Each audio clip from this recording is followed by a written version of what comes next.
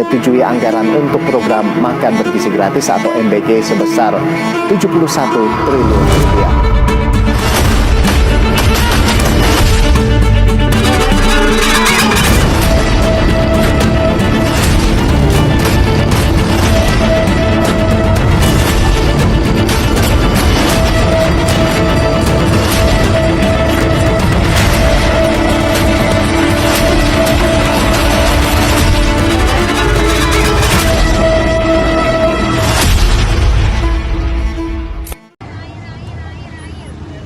Di berbagai sudut negeri, suara mahasiswa kembali menggema. Mereka berbondong-bondong untuk turun ke jalan, menyuarakan aspirasi tentang efisiensi anggaran pendidikan, kebijakan kampus, dan tren kabur aja yang menjadi perbincangan saat ini.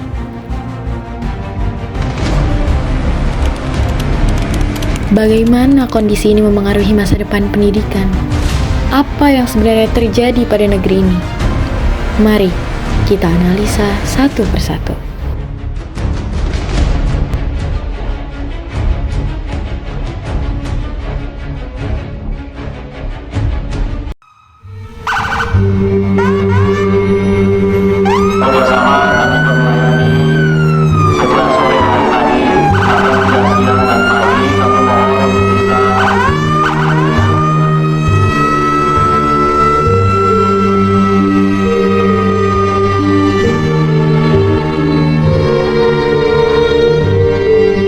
Berbagai jalan mereka berdiri, bukan untuk bersenang-senang, bukan untuk sekedar mencari sensasi. Mereka datang dengan satu tujuan, yaitu menuntut keadilan yang kian pudar. Mereka adalah mahasiswa, anak-anak bangsa yang seharusnya dipersiapkan untuk masa depan. Tapi hari ini, mereka justru harus melawan sistem yang seharusnya melindungi mereka. Tapi, apakah suara mereka akan didengar? Bukankah sudah berkali-kali mahasiswa turun ke jalan meneriakkan keresahan yang sama? Setiap tahun, gelombang demonstrasi terus berjalan. Tapi, kebijakan tetap berpihak pada mereka yang berkuasa. Semua universitas meresahkan kenaikan UKT, meresahkan pemangkasan anggaran kampus, karena mereka merasa kurang mendapat dukungan dari finansial untuk terus berkembang. Mereka bertanya, kemana anggaran pendidikan mengalir? Kenapa kampus makin mahal tetapi fasilitas semakin tertinggal?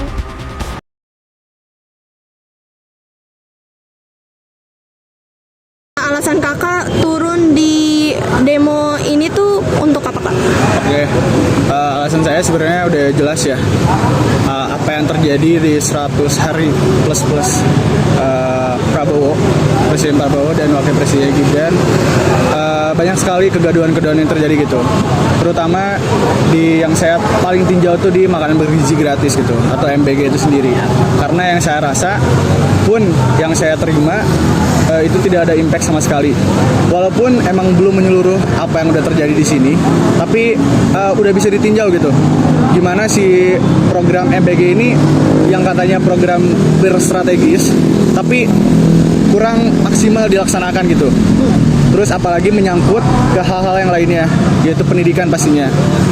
Saya sebagai mahasiswa, banyak teman-teman saya juga yang mendapatkan beasiswa khususnya KIPK, itu sangat-sangat terdampak bila mana ini tetap terjadi. Banyak yang omong-omong bahwasanya ini cuman nggak bakal terjadi, tapi pada faktanya impres itu tetap ada gitu. Gitu sih mungkin teman saya mau nambahin. Oke, aku ingin nambahin Kak, kalau misalnya dari aku sebetulnya karena kita juga berasal dari ini yang sama, background yang sama, jadi kita punya suatu keresahan yang sama. Tapi yang ingin aku highlight di sini adalah ya saya sendiri merasakan dampak keresahan terhadap Impres nomor 1 tahun 2025, di mana itu dia memangkas anggaran atau mengefisiensi ini.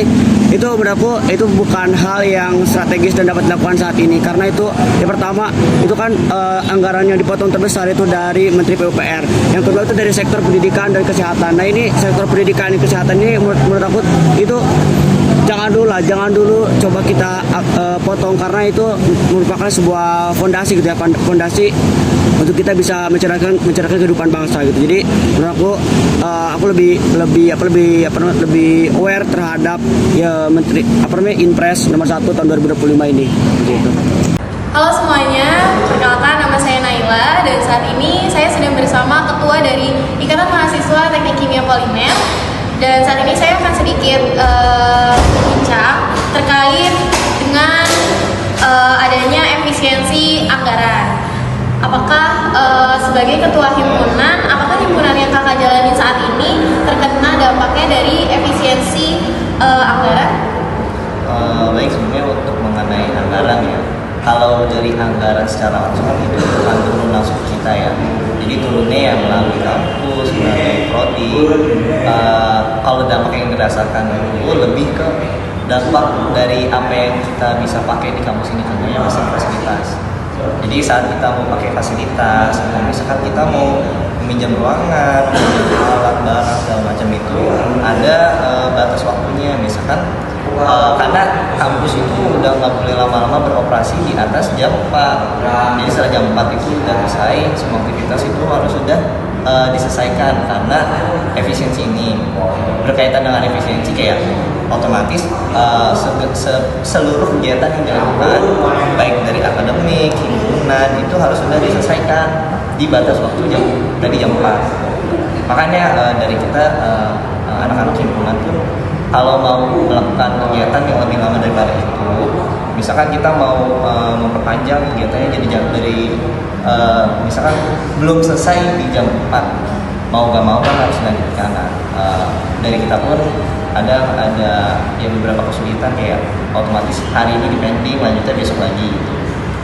Dari tadi kan baru kita sebutin mengenai fasilitas, nah itu kayak misalkan kita mau bertemu dengan dosen atau orang-orang kampus pun ya terbatasnya jam segitu, karena ya sesuai dengan jam kerja juga dan harus benar-benar patuh dengan efisiensi tersebut. Oke, baik, terima kasih atas jawabannya Kak. Jadi kan tadi Kakak sebagai ketua himpunan, bagaimana sih langkah Kakak dalam mengelola himpunan, walaupun tadi kan yang sudah dijelaskan terkena dampaknya juga ya Kak ya, yang cukup besar gitu bagi himpunan sendiri.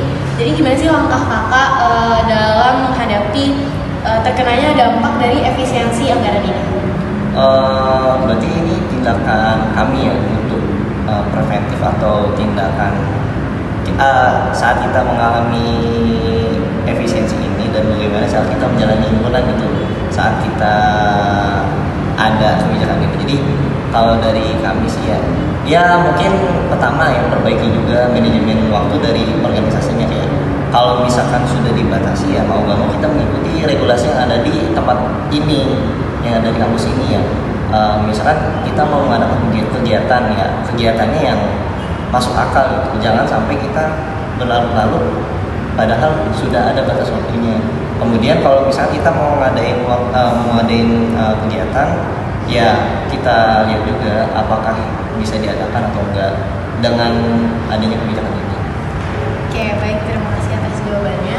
Tujuan utama kakak datang ke sini itu untuk mempertahankan hak apa dalam aksi demonstrasi ini. Salah satunya yang menarik perhatian saya itu adalah yang pemangkasan anggaran pendidikan ya, karena menurut saya tidak ada masa depan suatu negara tanpa sebuah pendidikan, apalagi di sini pendidikan prioritas nomor 2.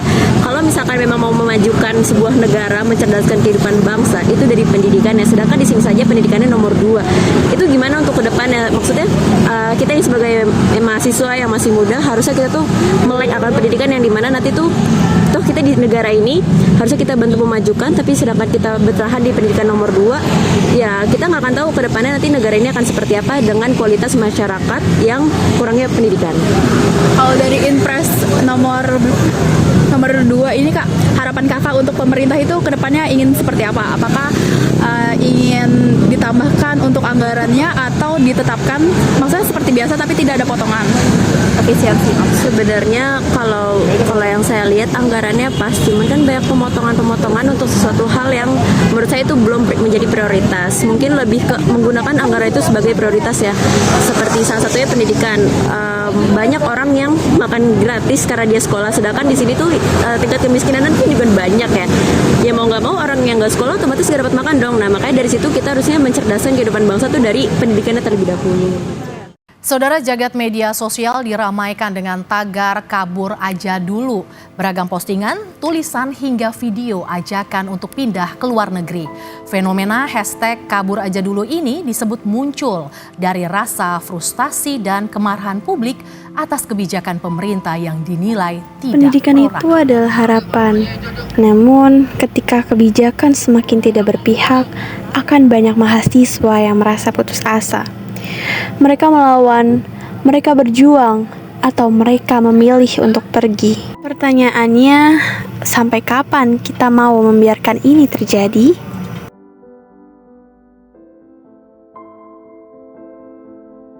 Terkait dengan ada kampanye kabur aja dulu Mas, itu gimana? Kabur aja dulu ada kampanye. Hashtag apa-apa, masa hashtag kita pedulin. Ya, terakhir dari Kemenlu menyatakan kalau yang nggak masalah itu hak dari setiap warga. Kabur aja lah, jangan balik lagi. Tren banget itu yang namanya hashtag kabur aja dulu.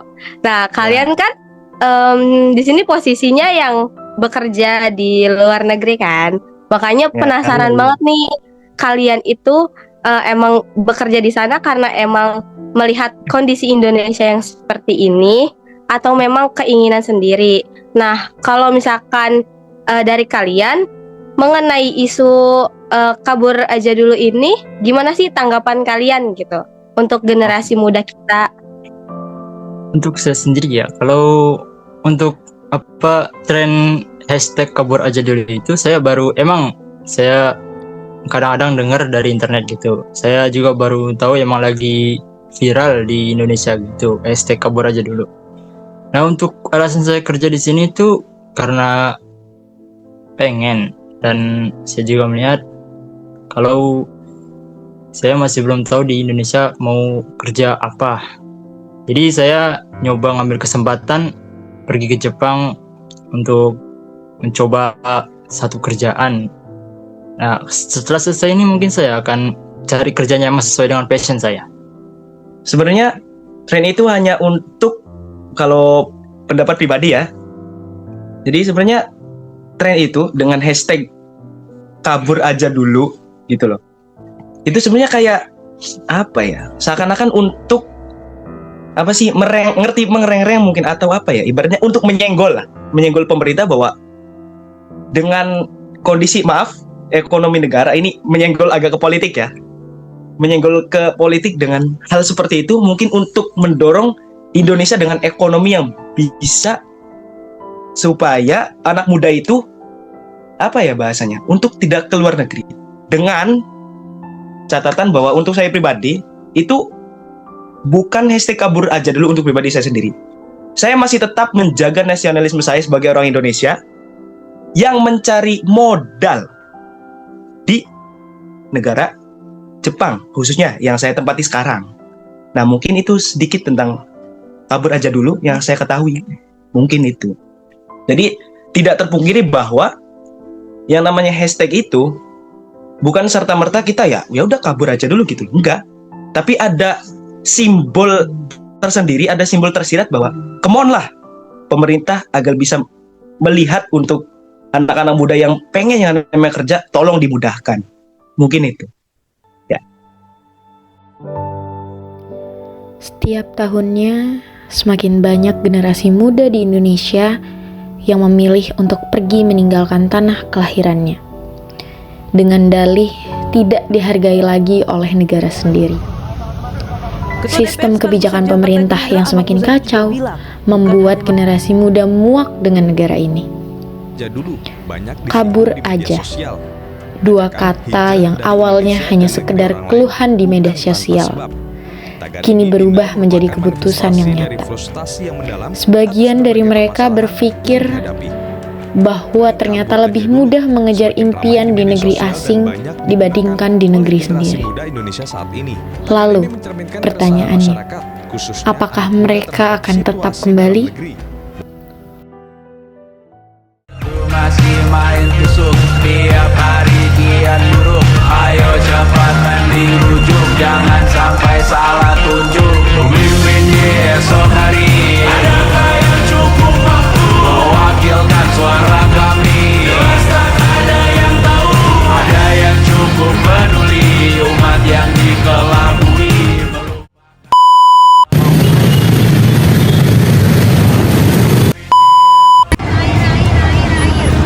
Lagi demo.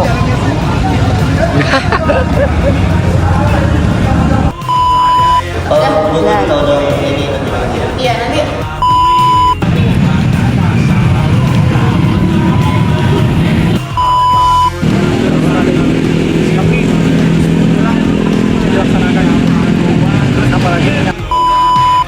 Hidup mahasiswa.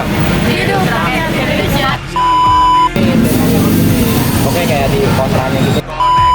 Udah jalan tuh sekitar 1 km dan sekarang sisa 400 meter.